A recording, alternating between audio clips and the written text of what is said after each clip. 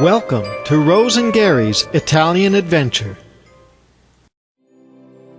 Our journey began as we took off from Chicago with the sun setting over the city and arrived in Trieste, Italy the next morning. Our hotel balcony in Trieste had a stunning view of the Adriatic Sea, and we ended the first night in Italy toasting a romantic sunset from our balcony.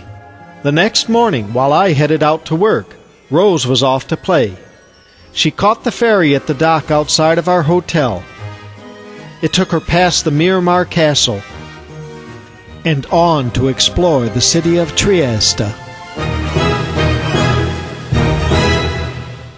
Trieste is a city and port in northeastern Italy, right on the border with Slovenia.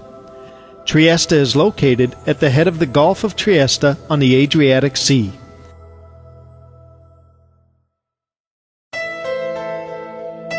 Join Rose on her day trip around Trieste and see some of the wonderful sights that the city had to offer.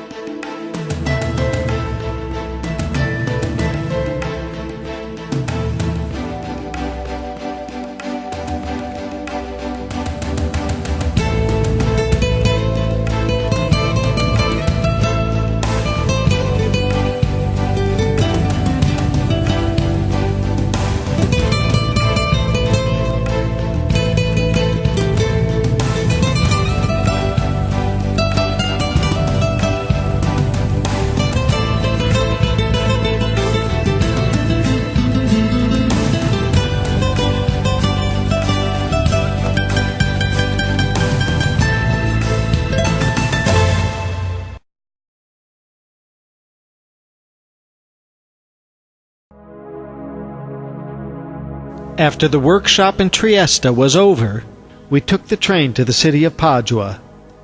We met up with my friend Davide Carlucci, and he took us on a day trip up to the Dolomite Mountains and the South Tyrolean Alps.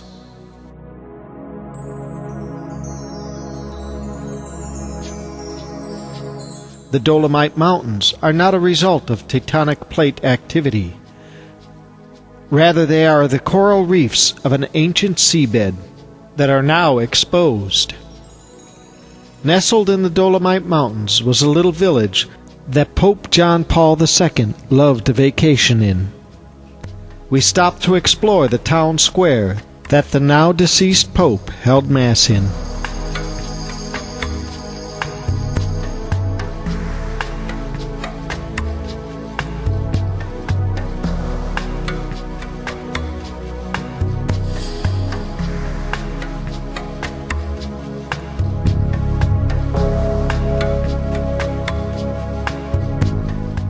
After exploring the little village, it was off to the high alpine peaks,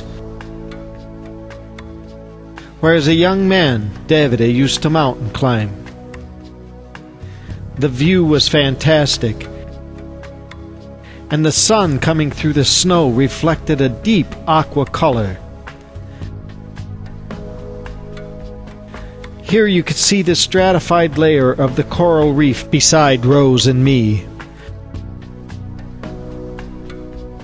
But now the clouds were moving in, and it was time to move on.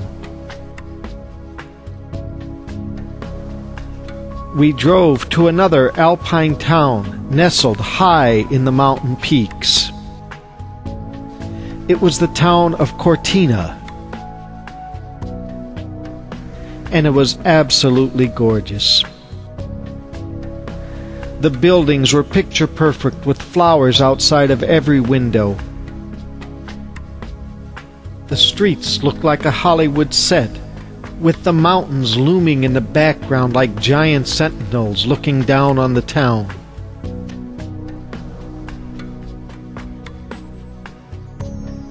And in the town square they paid tribute to the man who blazed the mountain trails nearby. The local market was picture perfect.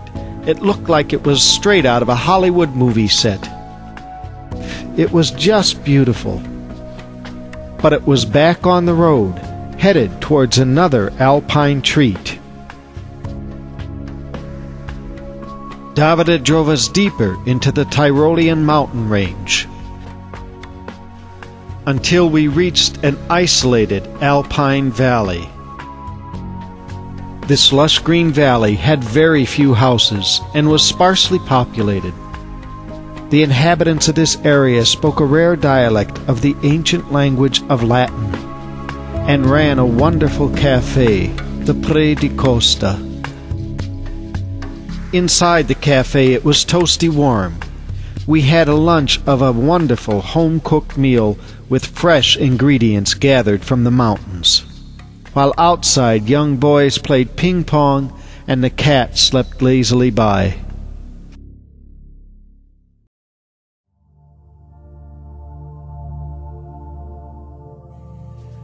On the drive back to Padua, we stopped to quench our thirst at Davide's friend's farm.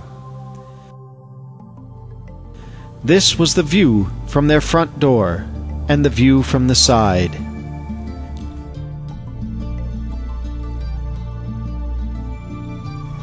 It was a working alpine farm with animals in the yard and lambs and sheep across the street.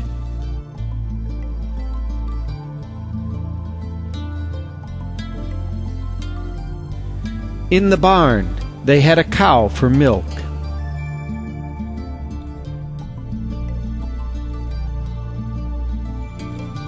I can't imagine what it must be like to lay down at night, look out the window, and see this as you drift off to sleep.